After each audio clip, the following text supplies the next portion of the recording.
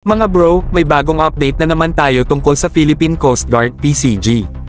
Ayon sa opisyal na pahayag nitong Miyerkules, inaasahan na ng PCG na darating ang 4 na 97-meter ships at 6 na mas maliliit na vessels next year.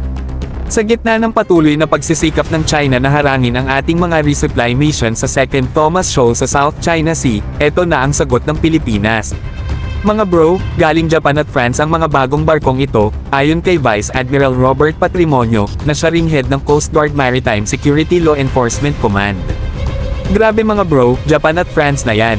Kilala sa matitibay at high-tech na barko, kaya malaki ang tiwala natin na makakatulong ito para depensahan ang ating karagatan. Isipin nyo na lang, mga state-of-the-art ships na kayang makipagsabayan sa kahit sino sa South China Sea. Sa kasalukuyan mga bro, meron tayong 3 malalaking vessels at 10 mas maliliit na barko. Pero ayon kay Vice Admiral, 13 lang ang ready for sea status at pwedeng i-deploy. Kaya talagang kailangan natin ng dagdag na assets para mas maprotektahan ang ating Exclusive Economic Zone, EEZ, sa South China Sea. Mas palalawakin pa ang kakayahan nating bantayan at depensahan ang ating mga teritoryo.